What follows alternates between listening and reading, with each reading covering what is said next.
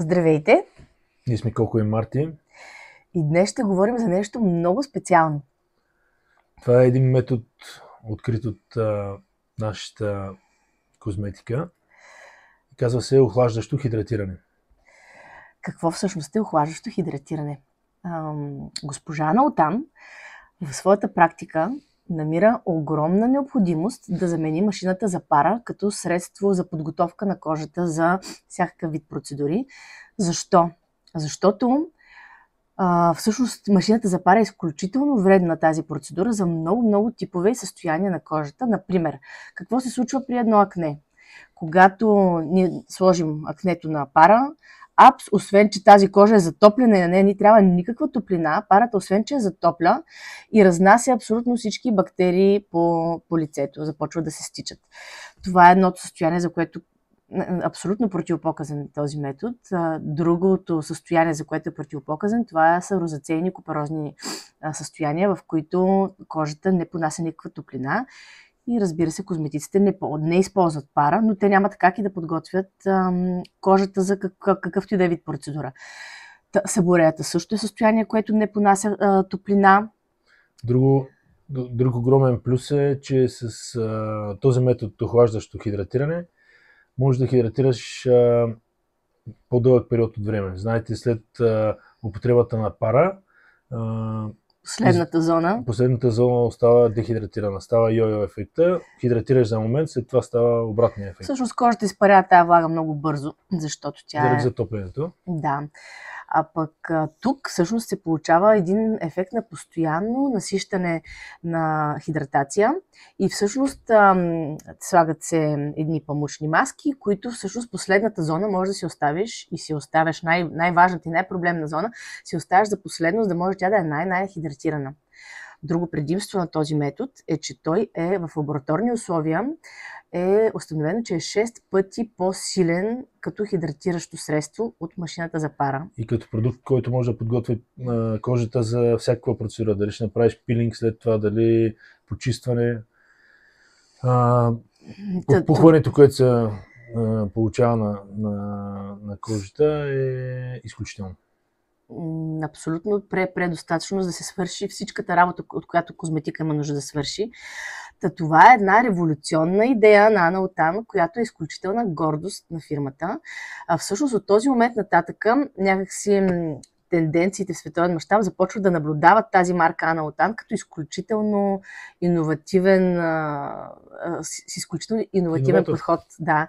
И Анаутан продължава и до ден днешен да води тенденциите в иновациите, в разработката на най-различни формули и технологии, изцяло свързани с натурална козметика, с максимално натурален състав.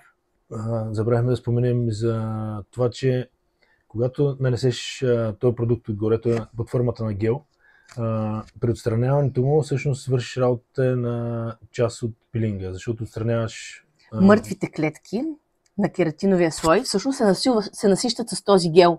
И когато ние го отстраняваме, всъщност ние отстраняваме и тези мъртви клетки. Кожата става още по-освободена, още по-лесна за една екстракция и част от ексфолиацията сме свършили по най-нежния възможен начин. Днес ще представим два продукта, които са неосновни за охлаждащо хидратиране. И започваме с първия. Първия е Green Tea Hydration Powder се казва. Това е пудра, която много лесно се приготвя. Ето този продукт, той е познат на повечето козметици, да не кажем в България. Основното нещо това, няма консерванти. Много лесно се превръща в гел. За няколко минутки се приготвя и може да се използва през целия ден. Ако се направи по-голямо количество, може да се използва през целия ден. Изключително икономичен продукт. Може би един от най-икономичните продукти е това. Той замества изцяло машината за пара и е 6 пъти по-силен от нея. Друго много важно нещо е, че е безценен точно при тези състояния на акне, себорея, купероза и розацея, като средство, което да замени машината за пара. Пак имаме това, което споменахме по-рано. Същия този ефект го има на ексфолиация, когато премахваме набъбват клетките мъртвите и всъщност при отстраняването на гела тези мъртви клетки падат. изключително икономичен, много богат на съставки. Състава му е зелен чай, разбира се, както се казва и пудрата. Има пудра от тапиока, има кардамом, има розмарин, смирна и много други съставки. Някои от тях успокояващи, други от тях раздразващи кожата, за да може да раздразнят и себума, който да го отстраним после с огромна лекота. Изключително лесно се използва. Времето е същото, което стоите под машината за пара. Когато стане на гел, нанася се върху лицето. За по-добър ефект може да се нанесе веднъж, да се сложи памучна маска. Имаме конкретни върху него да се нанесе още от продукта, за да стане по-бърза хидратацията. И минутките и казахме пак, 10 на 15 минути се стои. Една 8 чайна лъжичка е дозата с 30 мл вода, може с чай да се приготви.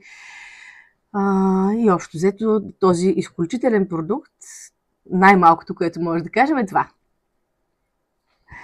Следващият продукт, който също е алтернатива на вапоризацията, се нарича Hydration Gel. Това е вече готов приготвен гел, пак изцяло от натурални съставки, но тук вече има доста повече хиалуронова киселина. Има много естествени семена и водорасли. И има всъщност две функции. Едната е, може да служи като маска, която успокоява зачервявания и хидратира много дълбоко кожата. Може да се използва след процедури, след инвазивни процедури. Как да го покажа отблизо? В друго видео ще направим двата продукта на място. Демонстрации. Да.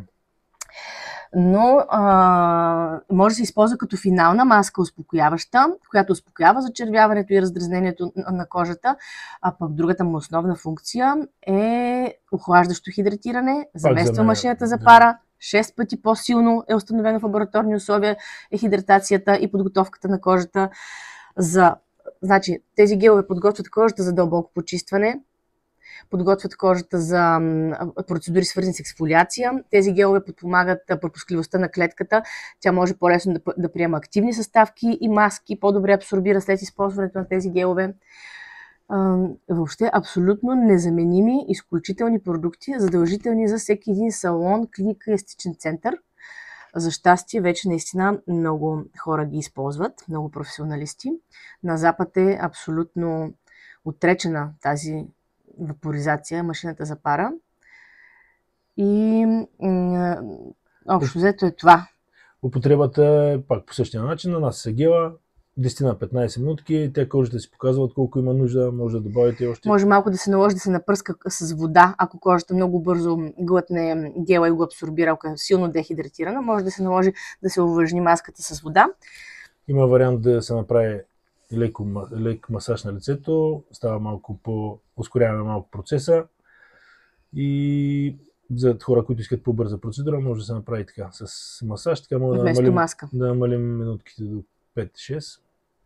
Тия неща вече са подробности, които винаги ги уточняваме, когато си комуникираме с нашите приятели козметици. Това от нас. Важно е тази информация, мислим, че е важна и за козметиците, и за клиентите, които могат винаги да откажат да бъдат подложени на машина за пара, като им подготвят кожата за процедура, защото вече знаят. Чао, чао! Това е до скоро.